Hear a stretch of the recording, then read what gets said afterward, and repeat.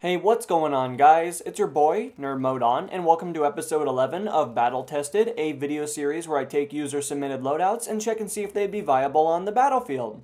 Today's submission comes from Bezbozhnik. Now, I don't think I pronounced your name correct, but your name is also not the easiest in the world to pronounce, so I do apologize on that front. Hopefully it's somewhat close, but I'm not entirely sure how you pronounce it. Now, with that said, this gentleman decided to leave me a loadout with the MG4 using the laser sight and the stubby grip. For my secondary weapon, I'm going to be using the M9 pistol with unfortunately no attachment. Gadget 1 is going to be the C4, Gadget 2 is going to be the ammo bag, the grenade type is going to be the M67 frag grenade, the knife is going to be the M9 bayonet, and last but not least, the field upgrade path is going to be indirect fire. And this gentleman goes on to leave a nice message for us today. Take out your enemies while hip firing when possible. Use your C4 to take down vehicles and set traps. Resupply your team with ammo and don't be afraid to use your little gun. Don't forget to press the knife button to counterknife your enemies, and of course, love your videos. So of course, with that information kind of talked about, let's take a little bit of a look at the MG4, give you guys some information in correlation to the weapon we're going to be using today, and it's actually a pretty decent weapon overall, and we'll quickly talk about why.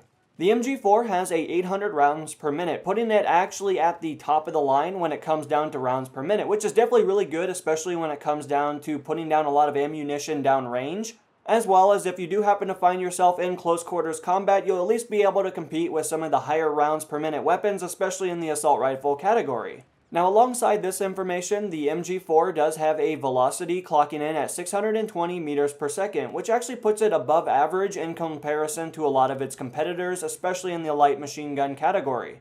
Now, of course, if we kind of venture off and look at the damage model, you guys will notice that this particular weapon has a maximum damage of 24.5 damage up until 8 meters. Now, after 8 meters, you're going to see a gradual decline of the overall damage being outputted at range, and the minimum damage that this particular weapon can occupy is 18, and that is achieved at 65 meters. So ultimately, when it really comes down to it, this weapon is actually only going to require 5 to 6 rounds, depending at which range you're engaging your target at, to drop the oppositional player. Now, if you couple this information along with 800 rounds per minute, you're definitely going to feel like you're going to be melting players, especially at medium range, considering that for a light machine gun, this is actually pretty good and it's actually really effective at those distances. Now, of course, like most machine guns that are belt-fed, unfortunately it does have a fairly lengthy reload speed, clocking in at 6.2 seconds for the short and long reload. Now, one of the redeeming qualities about this particular weapon is that it is belt-fed, which also allows it to have a higher capacity of rounds attached to it, which ultimately allows you to suppress players as well as kill multiple players without having to reload. Now, the MG4 actually doesn't have too bad of a recoil pattern. I mean, of course, we're going to be quickly talking about some left and right pulls, but ultimately the left pull is 0.2 and the right pull is 0.4. Now, if we quickly take a look at the vertical recoil numbers, you're going to notice that the vertical recoil on this particular weapon is 0.37. Now, of course, this particular weapon does have a first shot multiplier clocking in at 1.85 times, which actually isn't too bad. I mean, when you compare it to some of the other ones, there's really not a whole lot of deviation, especially in this category. However, like most light machine guns, unfortunately it does have an aiming down sight accuracy of 0.3, which is actually not really good. You're going to definitely notice the inaccuracy at medium and long range. And for the most part, you'll commonly see people using bipods as well as spraying a lot of ammunition down range, considering that these weapons are very good at suppressing players, but not so great at actually killing them at those distances.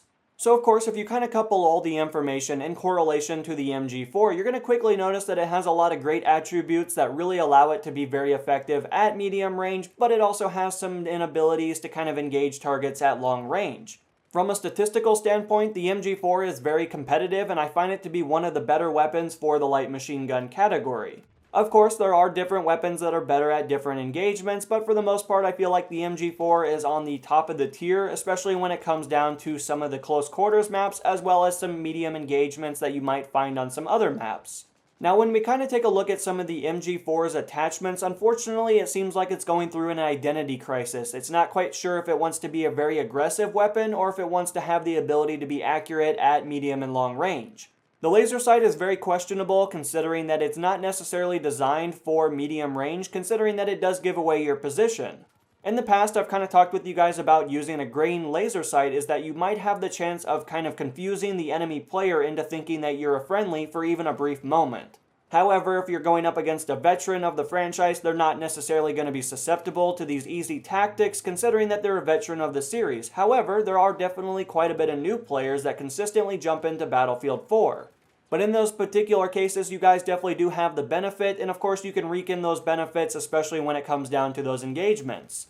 Now when we kind of take a look at the stubby grip, unfortunately the stubby grip is actually not an attachment that I really like to use anymore. Unfortunately, about a year ago, DICE went through and made some alterations to the grips and how they perform, and unfortunately they're just not as good as they once were.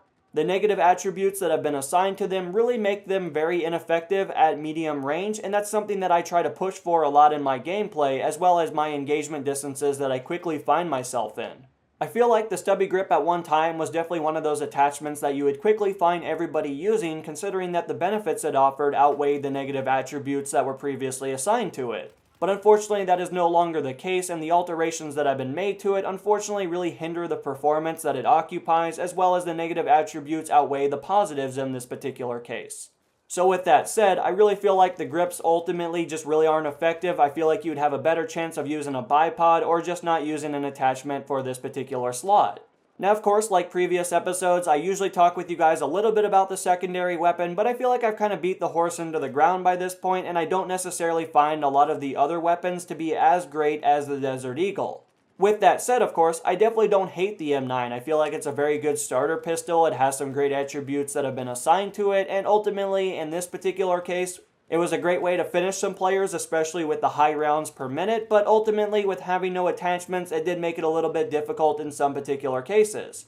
Gadget 1 and 2 are definitely very effective at destroying vehicles, and everybody kind of likes to have the ability to get some free ammo, especially from the ammo bags that are scattered throughout the map. Personally, I've been a huge advocate of the M67 frag grenade, considering that it has the ability to do environmental destruction, as well as it deals more damage than some of the other grenade types for Battlefield 4. Hopefully in Battlefield 1 we'll have some different options, but as of the moment we really don't have a lot of great options that are very competitive and very good when it comes down to Battlefield 4 anymore.